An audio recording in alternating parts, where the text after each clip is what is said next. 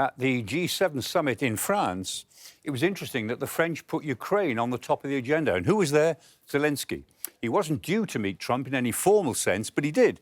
He had a couple of conversations with him, and informally, there he is with President Trump and Marco Rubio, Secretary of State, who was more naturally sympathetic to Ukraine. He always was before he took that job.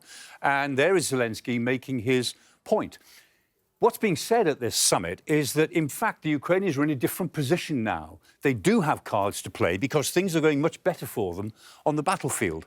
The reason for that is their drones. They've produced so many of their own drones, which are now so effective, that they're having a real effect across the whole of the battlefield area. In particular, at the front of the battlefield, around Pokrovsk, they've kept the Russians back. They're even gaining themselves some territory because they're stopping the Russians getting supplies. They're hitting supplies 20 to 200 kilometres behind the front line. That's really important. It's taking pressure off their frontline troops because the Russians are not getting proper supplies. More than that, the Russians need to keep this line open between Rostov-on-Don, their major supply base, and Crimea.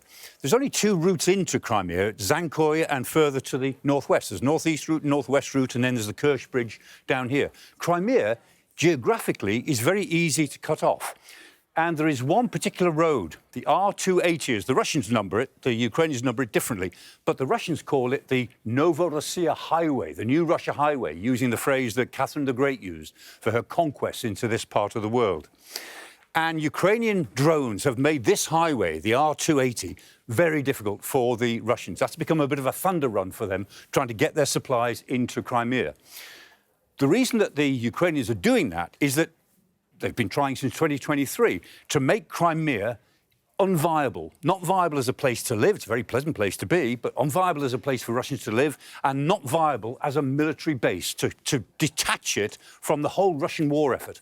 If they can do that, and Crimea is Putin's pride and joy, has been since he seized it in 2014, if they can do that, then that would be a major strategic gain that they could use in any ceasefire talks.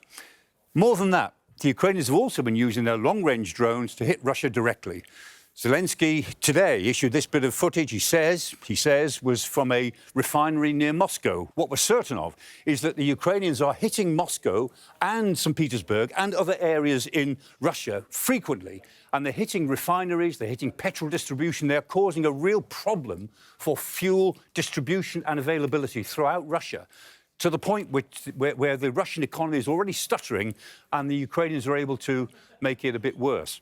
So, back to the summit in France, because Ukraine, it's a very big country, but it's not a particularly rich country. The GDP per head in Ukraine is only about a third of the GDP per head in Bulgaria. But here is Ukraine. It, in a sense, doesn't belong in this room. It's got a long, long road towards EU membership, and even further, longer road towards NATO membership. And yet, Zelenskyy is there because he's sitting down with the major figures of the world economy, the major figures in world politics, because he's now got something to trade in any ceasefire talks that take place with Russia. And here we are. If the Americans take the European message, then they will lean on President Putin to say, this is the time for a ceasefire. Your situation in the war will get progressively worse unless you go in for a ceasefire. That's what the Europeans are saying to America, that President Trump should say to the Russians. Whether they do or not remains to be seen.